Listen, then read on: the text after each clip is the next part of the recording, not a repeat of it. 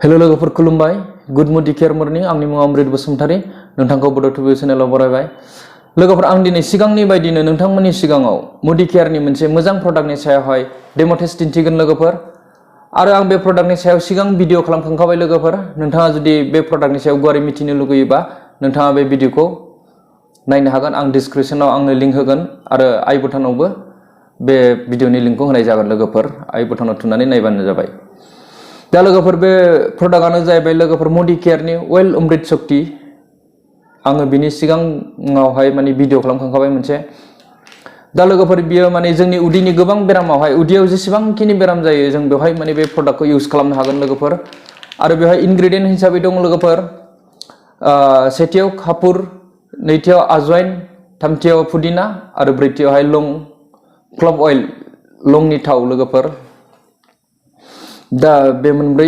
इनग्रेडियेन्ट्सफोर जों मोननाय जायो लोगोफोर बे प्रडाक्टआव दा बिनि जानाय बिबाङा जाहैबाय लोगोफोर नोंथाङा ओंखाम जाखांनानै दसे थानानै माने थरसेनिफ्राय थरथामसिम बे प्रडाक्टखौ बे माने सफ्ट जेल थायो बेवहाय बेखौहाय थरसेनिफ्राय थरथामसिम ओंखाम जाखांनानै नोंथाङा जानो हागोन अब्ला नोंथांनि उदैयावहाय गेस जानाय बा उदै हजम जानो रोङै बेफोर गासिबो माने रिलिफ मोनजोबगोन नोंथाङा दसे उनावनो आरो लोगोफोर मोनसे खोथा माने बेखौ नोंथाङा दै गुदुंजों लोंनो मोननाय नङा बुहुलावबो दै गुदुंजों लोङोबा नोंथांनि उदैया हिट जागोन बेनिखायनो बेखौ दै गुसुजों लोंनांगौ माने नोंथाङा बुहुलावबो दै गुदुंजों लोंफ्लांनाङा आरो दा लोगोफोर बेनि प्राइसआ 350 रुपिस माने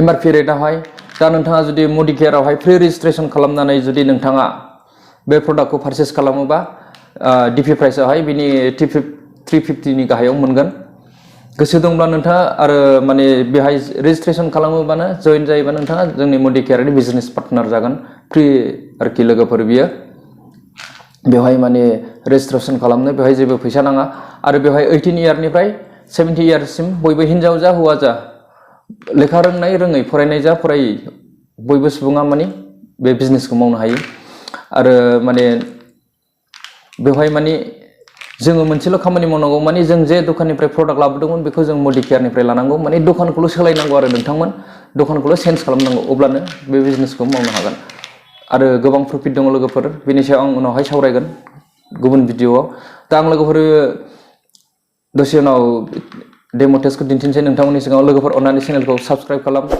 लाइक शेयार कमेन्ट खालाम आरो लोगोसे घन्टिनि साबायखर थुना हो जाहाथे नोंथाङा आंनि गोदान भिडिअ आपल'ड खालामनायखौ सिगांग्रो नायनो हायो नटिफिकेसन मोननानै दा नोंथाङा नायदों बड' टिभिआव दे लोगोफोर बिदिब्ला भिडिअखौ जागायदिनि दा लोगोफोर आङो डेम' टेस्टखौ नोंथांमोननि सिगाङाव दिन्थिनोसै डेम'खौ आङो डेम'आव मा लादों होनना बुङोब्ला लोगोफोर दै लादों ग्लासावहाय बे जाहैबाय वेल अमृत शक्ति आङो बेटाडिन लादों लोगोफोर आरो चामच गंसे बेटाडिनखौ मानो लादों होनना बुङोब्ला लोगोफोर बेटाडिनाव माने दै गोजायै माने जोङो जेबो मेगनजोंहाय माने टक्सिन्सफोरखौ मैलाफोरखौ नुनो मोना हिसाबै माने बेटाडिनजों आङो गुबुंले खालामनानै बेखौ नोंथांमोननि सिगाङाव डेम' टेस्ट दिन्थिगोन लोगोफोर बे दैयावहाय माने जेबो केमिकेल गैया दा आं दिन्थिसिगोन अब्ला आङो केमेराखौ एसे डाउन खालामसै लोगोफोर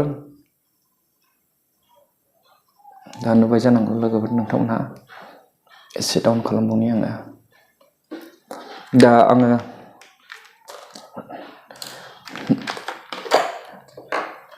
केपसुल बेखौ बरनसै लोगोफोर बियो माने बेबायदि गोजा कालाराव फैयो लोगोफोर सफ्ट जेल बियो लोथो लोथो बियो माने आङो दा थरसे लानोसै आरो लोगोफोर बेखौ आं माने इउज खालामगासिनोखा लोगोफोर दा बे सरि आङो बेवहाय माने लोगोफोर बेटाडिनखौ बे दैयाव होनोसै आरोखि बे बाहाय थादों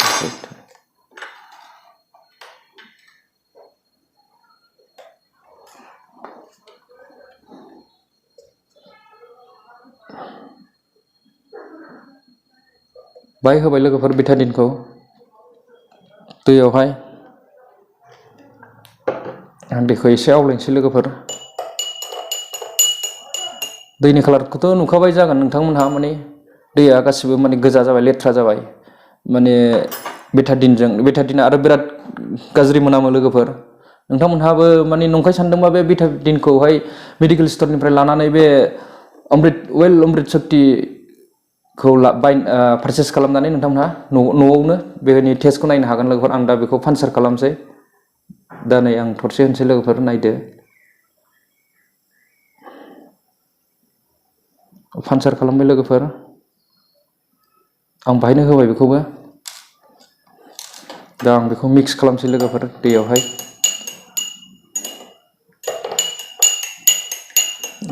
दैया एसे बांद्रायदों।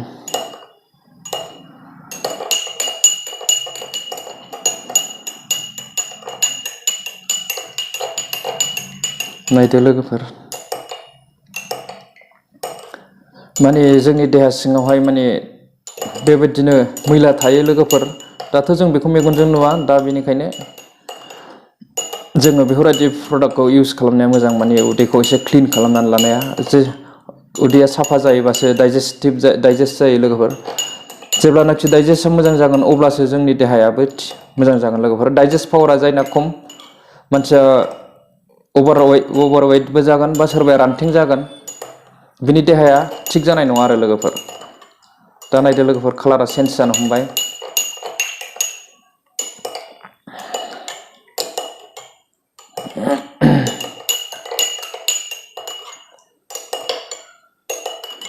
नायदो लोगोफोर, बेयो क्लिन खालामबोनो हमबाय नोंथांमोननि मेगनावनो।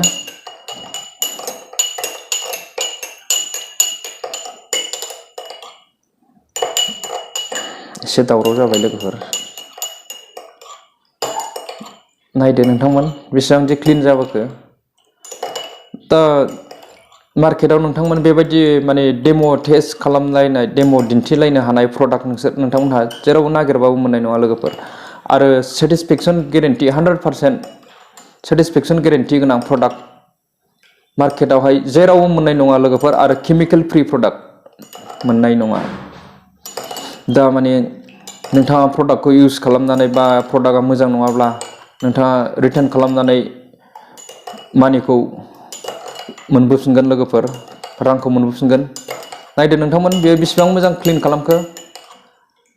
माने ग्लासआ जेरै गोजौ, बे दिंग्रिनि ग्लासआ जेरै गोजों बेबायदिनो जाबोनो हमबाय नोंथांमोन। दा जोंनि देहा सिङावबो जाम जानायखौ बेबायदिनो क्लिन खालामो लोगोफोर। बिराद थाब इफेक्ट होयो लोगोफोर। माने उदैफोर दुनाय बा हजम जायो बा गेस जानायाव दसेनो माने बे केपसुलखौ थरसे बा थरनै थरथामसिम, थरसे जाबाबो जायो, माने दसेनो रिलिफ होयो लोगोफोर बेयो। नायदो नोंथांमोनहा बेफोरबायदि प्रडाक्ट आरो बेफोरबायदि माने डेम' टेस्ट दिन्थिनो हानाय नोंथांमोनहा मोननो थांनाय नङा मार्केटावहाय लोगोफोर। दा नोंथांमोनहा नुबाय जानांगौ नोंथांमोननि मेगनजों माबायदि क्लिन खालामखो बियो। माने आङो नोंथांमोन जेसेबां भिडिअ खालामगोन बाहाय माने रियेल जे बुस्थुआ नंगौ बेखौ आं नोंथांमोननि सिगाङाव दिन्थिगोन लोगोफोर। बाहाय नंखाय मोनसेबो दिन्थिनाय नङा।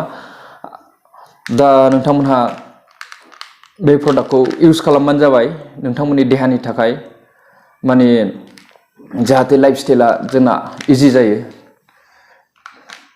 बेराम आजार थायोबा माने थांनानै थानायावहाय माने सुख जाया रावनावबो। दा बेनिखायनो लोगोफोर नोंथांमोनहा बे प्रडाक्टखौ इउज खालामनो हागोन। आरो इउज खालामनो गोसो दं आंखौ कल खालामबानो जाबाय। स्क्रिनाव होगोन आरो डिसक्रिपसनाव आंनि वाट्सएप नाम्बारखौ होगोन लोगोफोर। दा लोगोफोर बियो माने गासैहाय माने 100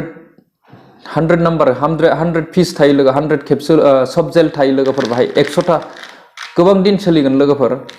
दिनावहाय नोङो थरनै खरि जायोबाबोथ' गोबां दिन सोलिगोन लोगोफोर। दा 350 बिनि प्राइसआ, आरो बिनि गाहायाव मोनबावगोन नोंथाङा प्रि रेजिस्ट्रेसन खालामोबा।